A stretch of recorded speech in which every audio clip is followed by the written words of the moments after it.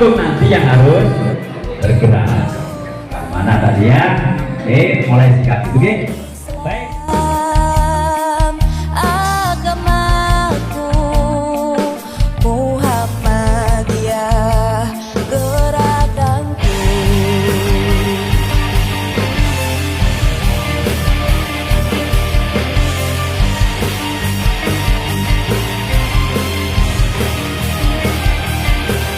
Itu muka cerah kelihatan bersikap putihnya, membuka kaum muslimin tinggalkan peraguan, biarkan matahari telah. Alhamdulillahilladzi an'amana bi ni'matil Islam wal Islam. Wassalatu wassalamu ala rasulillahi khairil anam wa ala alihi wa sahbihi kiram amma ba'd. Fa ya ibadallah, usi nafsi wa iyyakum bittaqwallah wa qad sabaqakum. Allahumma shalli ala Muhammad wa ala ali Muhammad kama shallaita ala Ibrahim wa ala ali Ibrahim fil alamin innaka Hamidum Majid.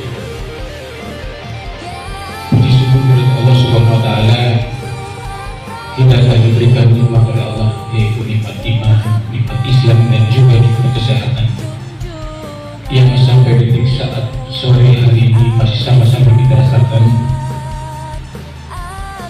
yaitu nikmat iman. Alhamdulillah, kita sebagai orang yang beriman dan orang yang diberikan sehat dari Allah Subhanahu wa taala, kita hadir berkumpul kembali. Bapak, ibu-ibu yang dirahmati oleh Allah Subhanahu wa taala, di dalam Al-Qur'an ada rangkuman hidup yang memang sudah kita jalani atau sedang kita lakukan, atau orang sudah terjadi di dalam rangkuman hidup ini, yaitu di dalam Al-Quran surat An-Nahl ayat 96 ayat 97. Yang pertama ayat 96 yang berbunyi ma indakum yanfa'u wa ma indallahi baq. Apa yang di genggamanmu adalah akan lenyap, dan apa yang di genggaman Allah akan abadi. Artinya apa? Pada hari ini kita mungkin berkumpul yang waktu dulunya pernah berkumpul orang, kawan saudara-saudara kita yang pada hari ini, dan hari ini yang orang pernah saudara kita yang kumpul di ruangan ini mungkin sudah tidak hadir lagi pada tahun yang lalu dia datang di sini. Artinya Allah panggil dia atau dia sudah menghadap kepada Allah Subhanahu wa taala. Ma indakum yanfa'u wa ma indallahi baq. Itu dihadap di tangan kita itu akan tidak akan abadi. Yang dulunya kita, saya, bapak semua, mungkin pada waktu muda tenaga masih kuat, rambut masih hitam, dan hari ini kita sudah upah kita sudah memutih, tenaga kita sudah berkurang, dan itulah artinya di tangan kita tidak akan abadi. Ma indakum yanfa'u, jangan akan lenyap semuanya kecuali tangan Allah indallahi baq. Lalu dilanjutkan ayat yang lainnya, liyajziyal ladzina sabaru ajrahum bi ahsani ma kanu ya'malun. Dan apabila kamu itu istilahnya, barang siapa yang sudah diberikan oleh Allah seorang yang sabar, dan barang siapa yang sabar di dalam kehidupannya, insya Allah Allah berikan kepada kita pahala yang begitu banyak dari kita. Artinya bahwa hidup ini kita harus menerima ujian dan cobaan dari Allah Subhanahu wa taala. Baik itu ujian kenikmatan, kesehatan, nikmat dunia yang Allah berikan. Bagaimana kita menerima ujian dan cobaan dari Allah, liyajziyannal ladzina sabaru ajrahum bi ahsani ma kanu ya'malun. Apabila kita bersabar, segala urusan apapun yang diberikan oleh Allah, Allah berikan kepada kita pahala. Itulah istilahnya bahwa kita hidup ini adalah suatu rangkuman hidup yang memang sudah komplit di dalam Al-Quran, di dalam surat An-Nahl ayat 96 dan 97. Lalu 97-nya Allah mengatakan, "Man amila sholihatan dzakara aw unsa wa huwa mu'min fala yuhyiyannahu hayatan thayyibatan liyajziyannahum ajrahum bi ahsani ma kanu ya'malun." Artinya di dalam hidup ini Allah memberikan kesempatan kita beraktivitas, beramal soleh, mencari kebaikan yang Allah berikan kepada kita, yang perintahkan kepada Allah memperbanyak amal soleh untuk bekal hidup, untuk bekal hidup di dunia dan untuk di akhirat. Itulah norma hidup yang dijelaskan oleh Allah di dalam Al-Quran surat An-Nahl ayat 96 sampai 97. Mudah-mudahan rangkuman hidup ini menjadi pegangan hidup kita di dunia dan untuk di akhirat. Waalaikumsalam, wassalamualaikum warahmatullahi wabarakatuh. Al-Mukarram Pak Adi Al-Mukarram, para yai, para ulama, para asatidz. Bismillah. Bismillahil Quddus, Bismillahil Jabbar, Bismillahirrahmanirrahim. Assalamualaikum warahmatullahi wabarakatuh. Waalaikumsalam warahmatullahi wabarakatuh. Alhamdulillah, Allahumma alhamdulillah wa syukru lak ma damat ni'ma'u lak faghfir li'amdin qawla lak ad-dhanbuni wal 'afu lak hamdan thayyiban yuafi ni'amahu wa yukafi mazidan. Allahumma salli wa sallim wa barik ala sayyidina Muhammad bin Abdullah sallallahu alaihi wasallam. Bapak Ibu, karena waktu yang saya dapatkan untuk memberikan beberapa nasihat sangat singkat, maka mari kita mulai dari sebuah pertanyaan. Mohon nanti bisa dijawab dalam lafaz basmalah yang saya baca di awal. Bismillahirrahmanirrahim. Pernahkah Bapak Ibu sekalian memperhatikan atau merenungkan kenapa dari 99 sifat Allah kok yang dimasukkan dalam basmalah itu 2 sifat, Rahman dan Rahim? Imam Qushairi, sebelum lebih lanjut, Imam Qushairi, pemilik kitab Qutul Qulub, itu menyampaikan sifat Allah itu ada 1000. Kalau yang kita kan ada 99. 901 sisanya ada dalam kitab-kitab sebelum Al-Quran. Dari sekian banyak sifat Allah yang diambil dalam basmalah itu sifat Rahman dan sifat Rahim.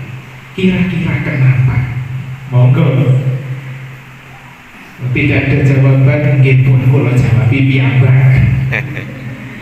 Sifat Rahman dan Rahim diambil oleh Allah adalah sebuah isyarat bahwasanya Allah memiliki sifat welas asih yang sangat besar. Dalam Al-Quran surat Asy-Syu'ara, Allah memfirmankan, la taqnatu min rahmatillah, jangan berputus asa dari rahmat Allah. Wallahu yaghfiru dzunuba jami'an, Allah mengampuni semua dosa. Kula jenengan sampeyan iki kan tiyang berdosa. Kadang kita ini melangkah menuju tempat yang tidak diridhoi Allah. Ibu-ibu yang ekstrim ini kadang nggih ngoten, sengaja selepas dari pengajian mendengarkan ibu-ibu Pak Yai menyampaikan, ampun ngantos gibah iku padha kaya mangan balunge tanggane. Ampun ngoten lho. Medal saking musala. Lah iya yo sing marai gibah iku lho. Yo eko. Yo ngerti iku lho senengane gibah. Lagi dikandani metu teko musala wis gibah. tapi ternyata Allah lebih luas rahmatnya, lebih luas kasih sayang daripada dosa kita. Kita yang penuh dosa, segunung sak dunya dosane awak dhewe, dosane kula jenengan sami, di hadapan rahmat Allah tidak ada apa-apanya. Dalam ayat yang lainnya Allah menyampaikan, wa rahmati wasi'at kulla syai', dan rahmatku meliputi semua hal. Kulla syai'in secara ilmu mantik itu tidak ada pengecualian, termasuk dalam kulla syai'in atau segala hal adalah ghadabi atau murkanya Allah. Kita tidak bisa berlindung dari murkanya Allah kecuali di bawah naungan rahmat dan belas asihnya Allah Subhanahu wa taala. Sekian aku qouli hadza wa astaghfirullah li wa lakum. Innahu huwal ghafurur rahim. Wassalamualaikum warahmatullahi wabarakatuh. Assalamualaikum warahmatullahi wabarakatuh. Waalaikumsalam warahmatullahi wabarakatuh. Hamdan wa syukrillah. Asyhadu an la ilaha illallah wa asyhadu anna Muhammadan abduhu wa rasuluh. Allahumma sholli ala sayyidina Muhammad wa ala ali sayyidina Muhammad. Bapak Ibu hadirin jamaah majelis taklim AMM yang mudah-mudahan dirahmati oleh Allah Subhanahu wa taala. Amin. Patut kiranya kita mengucapkan puja dan puji kepada Allah Subhanahu wa taala yang telah melimpahkan rahmat, nikmat, taufik dan hidayah pada kita sehingga kita bisa bermuwajahah, sehingga kita bisa menghadiri majelis yang mulia dalam keadaan sehat walafiat. Selanjutnya mudah-mudahan sholawat dan salam senantiasa tercurahkan kepada junjungan kita Rasulullah Shallallahu Alaihi Wasallam yang telah menjadi suri tauladan, yang tidak ada lagi suri tauladan yang pantas untuk kita contoh, pantas untuk kita tiru setelah sepeninggal beliau. Bapak Ibu hadirin jamaah majelis taklim AMM rahimakumullah. Dalam Al-Quran surat Ali Imran ayat 133 Allah berfirman, wasari'u ila magfiratin min rabbikum wa jannatin ardhus samawati wal ardu uiddat lil muttaqin. Wasari'u ila magfirah, wasari'u ini adalah sebuah seruan dari Allah Subhanahu wa taala kepada umat manusia untuk bersegera ila magfirah, untuk meminta ampun kepada Allah Subhanahu wa taala jika kita memang melakukan sebuah kesalahan dalam kehidupan kita sehari-hari. Wasan ila magfiratin min rabbikum wa jannah wa jannatin ila wasan ila magfiratin min rabbikum wa jannatin arhabas samawat wal, yang Allah sediakan surganya itu seluas langit dan bumi. Maka untuk itu Bapak Ibu jamaah semuanya, jangan pernah sekali-kali kemudian kita menunda untuk meminta maaf, menunda untuk beristighfar ketika kita melakukan kesalahan kecil dan sedikit apapun kesalahan yang kita lakukan, karena kita tidak pernah bisa lepas dari kesalahan dan dosa setiap hari, setiap detik, setiap waktunya. Bahkan kita ketika bangun tidur belum melakukan apapun itu kita bisa berdosa.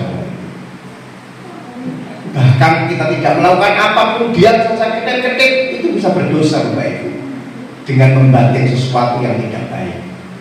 Maka dari itu kita diperintah oleh Allah untuk bersegera meminta ampun ketika kita telah melakukan atau berbuat salah dan dosa. Bapak Ibu, mungkin itu yang saya sampaikan, kurang lebihnya saya mohon maaf. Billahi taufiq wal hidayah, waridho wal inayah. Assalamualaikum warahmatullahi wabarakatuh. Assalamualaikum warahmatullahi wabarakatuh. Waalaikumsalam warahmatullahi wabarakatuh. Maaf kalau nanti ada salah, memang Asyhadu an la ilaha illallah wa asyhadu anna Muhammadan abduhu wa rasuluh. Allahumma shalli wa sallim ala sayyidina Muhammad wa ala ali tabi'in bi ihsan yaumil qiyamah. Para hadirin yang dirahmati Allah, pada sore hari ini saya mencoba untuk menyampaikan bahwa tentang masalah dakwah, bahwa pada prinsipnya dakwah ini adalah suatu kewajiban bagi kita umat Islam untuk bisa menyampaikan walaupun satu ayat. Mohon maaf kalau saya nanti tidak bisa menyampaikan Al-Qur'annya, tapi bahasa Indonesianya, bahwa prinsipnya kita ini diperintahkan untuk menyampaikan dakwah ini sudah diberikan contoh oleh baginda Rasulullah SAW, bahwa dalam hadisnya yang berbunyi, sesungguhnya Allah Subhanahu wa Ta'ala meletakkan kesuksesan, kebahagiaan hidup manusia di dunia dan di akhirat hanyalah pada agama Islam yang sempurna. Agama Islam yang sempurna itu adalah agama yang dibawa oleh baginda Rasulullah SAW, meliputi iman, ibadah, muamalah, dan akhlak. Jadi hal yang demikian ini kita harus pahami bagaimana dakwah yang dilakukan oleh para sahabat. Para sahabat ini bisa menjalankan dakwah dengan sempurna karena beliau ini adalah ada 6 syarat menjadi pendakwah yang baik. 1 adalah yakin terhadap kalimat thayyibah la ilaha illallah Muhammadar Rasulullah. 2 adalah sholat khusyuk wal khudu, lanjutan daripada hadis tadi. 3 adalah ilmu zikir. 4 adalah ikramul muslimin. 5 adalah tasyiqul niat. 5 adalah dakwah wal tabligh. Maka dari itu kalau saya terangkan 6 ini adalah sudah 1 semester tadi. Maka dari itu usitir hanya yang 1 saja. Bagaimana adalah membahas tentang yakin terhadap kalimat thayyibah la ilaha illallah Muhammadar Rasulullah. Artinya la ilaha illallah adalah yakin tiada Tuhan selain Allah. Maka bagaimana memasukkan daripada kalamullah ini kepada hati kita, supaya hati kita itu yakin terhadap Allah yang ada di dalam hati kita itu Allah. Maka yakin terhadap dunia, kebesaran manusia itu harus dikuatkan. Maka tumbuhlah nanti bahwa tentang keyakinan yang tanya takdir dan sebagainya itu akan masuk. Tapi kalau tidak adalah kebesaran manusia, kebesaran dunia yang akan muncul. Nah ini bagaimana memasukkan kalau Allah itu 1. 2 kemudian adalah Muhammad Rasulullah. Bagaimana kita mencontoh daripada sunnah-sunnah baginda Rasulullah SAW, mulai dari bangun tidur sampai tidur kembali, apakah sudah kita laksanakan dengan baik? Nah ini ya harus kita introspeksi diri. Kadang-kadang itu justru kita mengatakan sunnah, tapi nyatanya tidak pernah menjalankan sunnah itu. Contoh adalah bangun tidur sudah alhamdulillah enggak? Masuk kamar mandi apakah sudah berdoa enggak? Akan masuk kamar mandi, setelah kamar mandi keluar sudah berdoa enggak? Nah, ini contoh-contoh yang sepele, tetapi justru banyak yang ditinggalkan. Kadang-kadang mohon maaf bapak-bapak sekalian, kaum laki-laki kalau buang air kecil satu adalah tetap berdiri, nah, karena tergesa-gesa.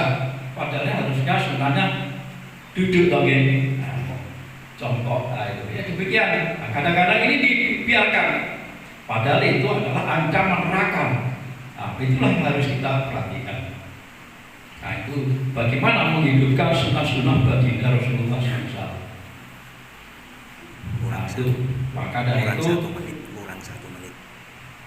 Bapak sekalian, apa yang saya sampaikan sebetulnya lebih banyak, termasuk menjurus kepada nanti dalam kebahagiaan. Bagaimana menjurus kebahagiaan ini? Kebahagiaan itu kadang-kadang kita hanya terpancang pada materi. Bahwa kalau materi besar, materinya banyak, duitnya banyak, itu ada bagian. Belum tentu.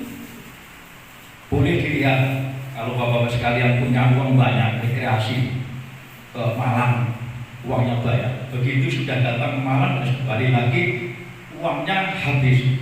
Tapi yang didapat pulang capek apa nikmat? Capek kan dah. Gimana letak nikmatnya? Ya pada waktu lihat sananya, wah ya sudah kembali lagi kan sudah. Ibaratnya seperti makan. Kalau makannya itu nikmatnya di mana? Di lidah saja. Setelah lidah ini merasakan bahwa sate itu enak di lidah. Begitu sudah masuk, ganti minum, yang enak minumnya apa? Sate kan? Minumnya. Nah, itu sama dengan dalam suatu kehidupan. Nah, waktunya katanya sudah habis. Kesimpulan bahwa marilah kita sebagai pendakwah ini betul-betul harus mengisi daerah kita ini adalah iman takwa kepada Allah.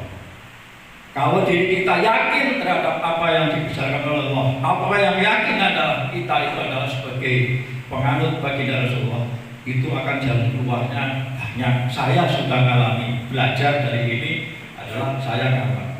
Ternyata bertatih-tatih belajar untuk dakwah ini tidak gampang. Harus kita isi mental spiritualnya.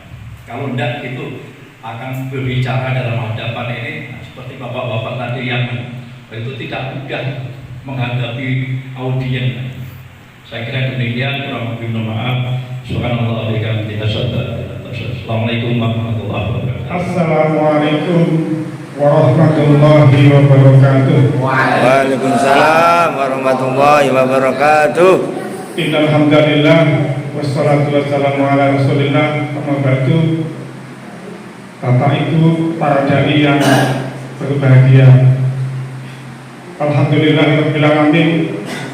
Meskipun saya ini peserta Pildacil yang kesekian, saya tetap mengajak Bapak Ibu untuk tetap bersyukur kepada Allah Subhanahu wa taala.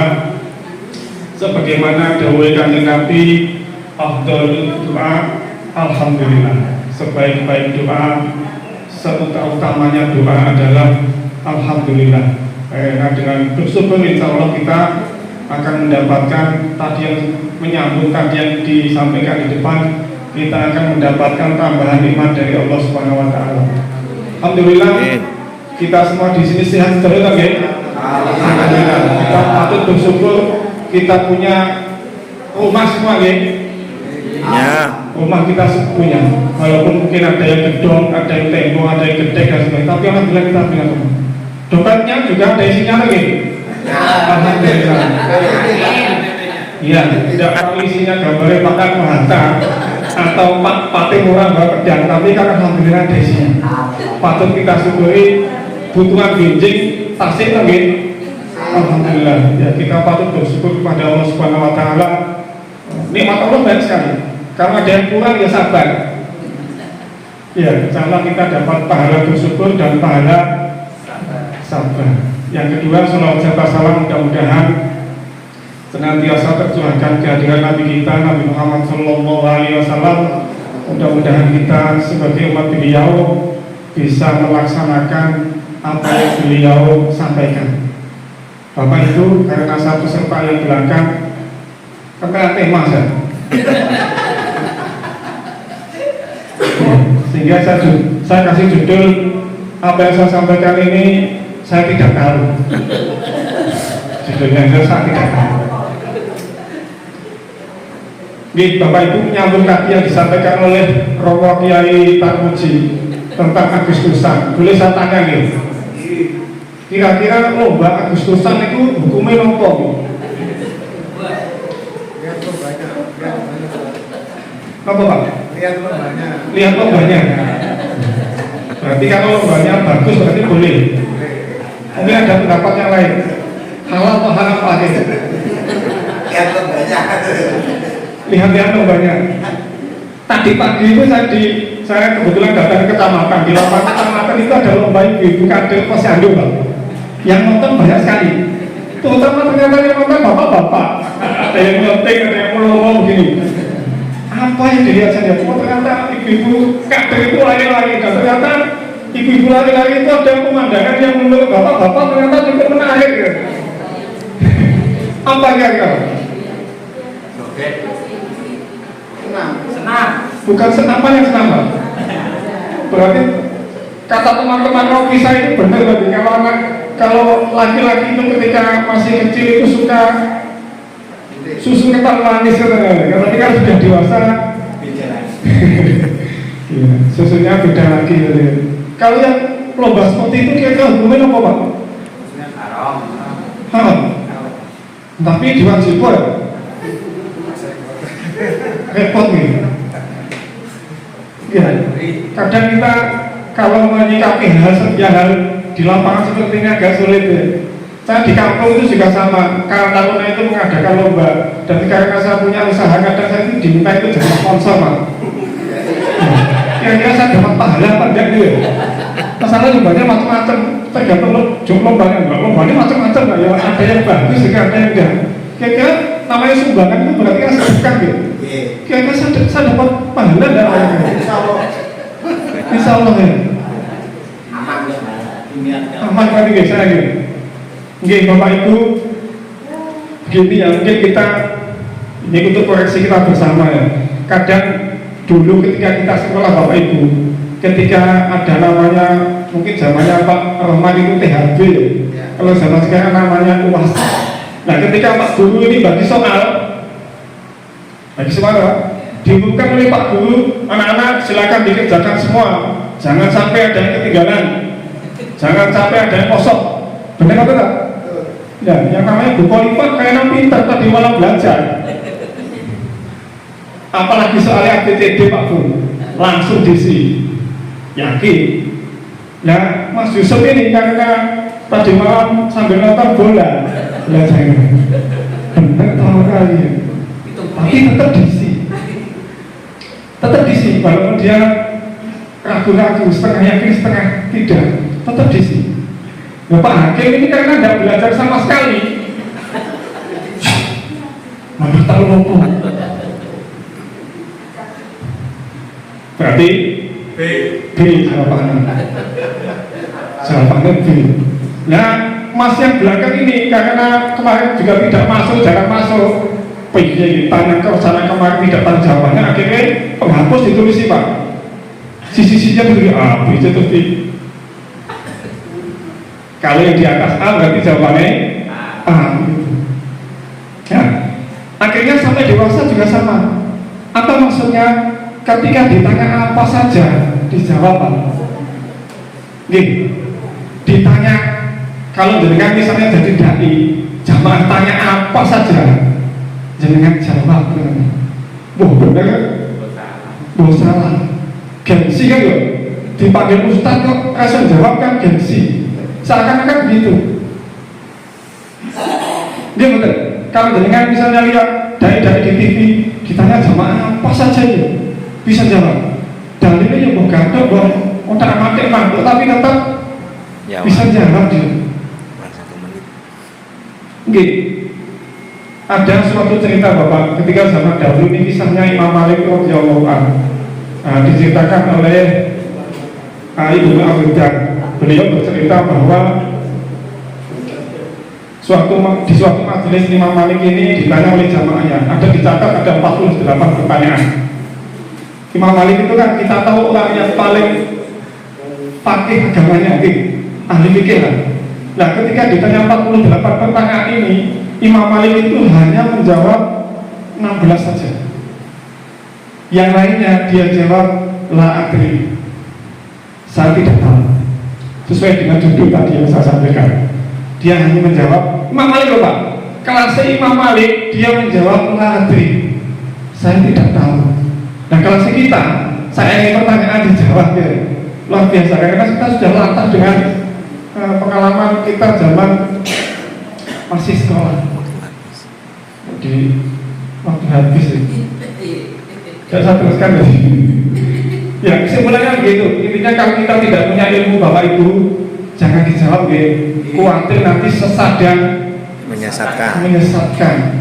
Kalau sesat kita saja dosanya untuk kita sendiri, tapi kalau jamaah kita nanti jadi tersesat semua, bisa jahiliyah dosanya. Ya, intinya begitu sesuai dengan firman Allah Subhanahu wa taala, tambah 5 detik lah ya. A'udzubillahi minasyaitonirrajim.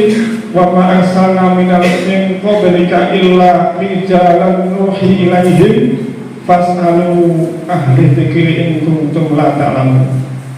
Ini yang kurang lebih artinya, dan kami tidak mengutus sebelum engkau Muhammad melainkan orang laki-laki yang kami beri wahyu kepada mereka. Maka bertanyalah kepada orang yang mempunyai pengetahuan jika kamu tidak mengetahui. Jadi kalau misalnya jenengan ditanya tidak tahu, jawab saja saya tidak tahu, atau nanti saya tanyakan kepada yang lebih tahu. Ini yang begitu Bapak Ibu, mohon dimaafkan kalau ada kekurangan. Terima kasih atas perhatian. Akhirnya assalamualaikum warahmatullahi wabarakatuh.